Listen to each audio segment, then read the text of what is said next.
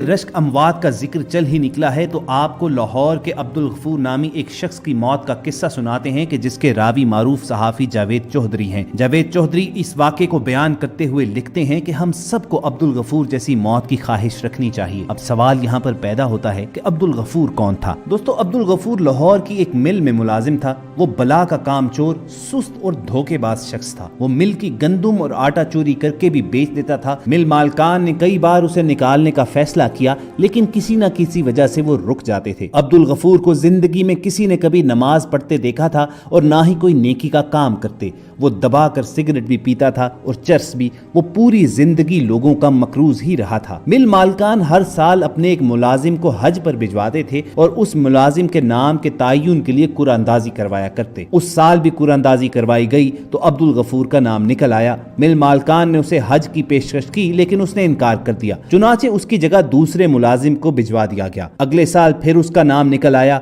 अब्दुल गफूर ने इस साल भी इनकार कर दिया। मिल मालकान ने दोबारा कुरानदाजी की, दूसरी बार भी उसका नाम आ गया। फिर उसके बाद तीसरी कुरानदाजी की गई तो फिर अब्दुल गफूर का नाम आ गया। तजुर्बे के तौर पर मर्तबान में चौथी मर्तबा अब्दुल गफूर का नाम ही न डाला गया और उसकी जगह खाली पर्ची डाल दी गई। चौथी मर्तबा पर्ची निकाली तो वो खाली निकली। गोया अल्लाह ताला हर सूरत अब्दुल गफूर को हज करवाना चाहता था, लेकिन वो मान ही नहीं रहा था। उसका कहना था कि मुझे तो नमाज भी नहीं आती, मैं हज करके क्या करूंगा। आखिरकार मिल मालकान ने उसके साथ एक सौदा किया। उन्होंने कहा कि अगर तुम इस बरस हज पर चले जाओ तो तुम्हें पूरे साल की तनख्वाहें इजाफी दे दी जाएंगी। चुनाचे वो लालच में आ गया। उसके लिए मौलवी साहब का बंदोबस्त किया गया। मौलवी साहब ने उसे नमाज और हज का तरीका सिखाया, दुआएं और आयतें याद करवाईं और उसे हज पर रवाना कर दिया गया। अब्दुल गफूर वहां गया, हज किया, तवाफ़े अलविदा किया, इशा की आखिरी नमाज पढ़ी, सजदे में गया और सजदे ही में इंतकाल कर गया। वो मरने के बाद देर तक सजदे में पड़ा रहा।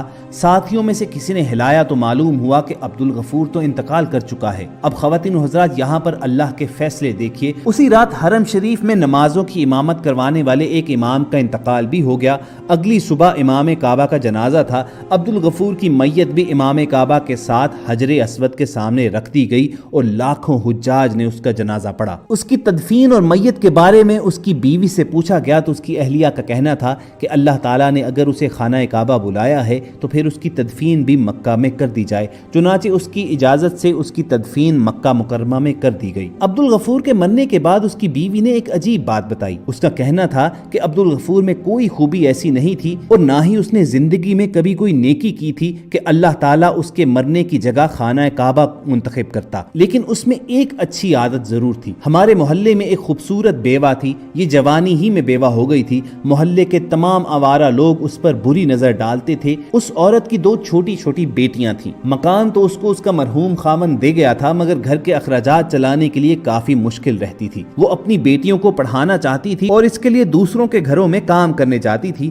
लेकिन वो जहाँ जाती थी लोग वहाँ उसकी इज्जत पर हाथ डाल देते। चुनाचे वो काम छोड़ने पर मजबूर हो जाती। अब्दुल गफूर को मालूम हुआ तो वो मुआशरे के सामने उस बेवा औरत के लिए ढाल बन गया। उसने उसे अपनी मुंह बोली बहन बना लिया और उसे घर बिठाया। उसकी दोनों बेटियों को स्कूल दाखिल करवा दिया। वो लोगों से कर्ज लेकर और मालकान की फैक्ट्री से चीजें चोरी करके उन बच्चियों को तालीम दिलाता था और हफ्ते 10 दिन बाद अपनी मुंह बोली बहन के घर राशन भी देकर आता था। वो बेवा औरत वो सामान उठाती और हमेशा उसे दुआ देती कि जा मेरे भाई, अल्लाह ताला तुम्हारा खात्मा ईमान पर करे। अब्दुल गफूर की बीवी का कहना है कि पहले पहल हमें ये दुआ अजीब लगती थी, लेकिन हम चुप रहते थे। मिल मालकान ने जब उसे पिछले साल हज पर भिजवाने की कोशिश की तो उसने ये सोचकर इनकार कर दिया कि वो अगर सऊदी अरब चला गया तो उसकी बहन खुद को बेआसरा महसूस करेगी। वो इस बरस भी नहीं जाना चाहता था, लेकिन जब मिल मालकान ने उसे पूरे साल की इजाफी तनख्वाह दे दी तो अब्दुल गफूर ने वो सारी रकम अपनी बहन को दी। वो हज पर चला गया और अब्दुल गफूर ईमान की अजीम हालत ही में अल्लाह ताला के पास चला गया। ख़वातीन हज़रात, हम में से हर कोई अपने दुनियावी मशागिल में मसरूफ रहकर जिंदगी गुजार डालता है, लेकिन कोशिश करनी चाहिए कि हमारी जिंदगी में और हमारे नामा एमाल में कोई ना कोई एक नेकी ऐसी जरूर मौजूद हो और हर दम अल्लाह ताला से दुआ करनी चाहिए कि हमारा खात्मा बिल ईमान हो। इन्हीं दुआ या फिक्रात पर वॉइस डेली की आज की वीडियो का इख्तिताम भी करेंगे। अगर आपको ये वीडियो अच्छी लगी हो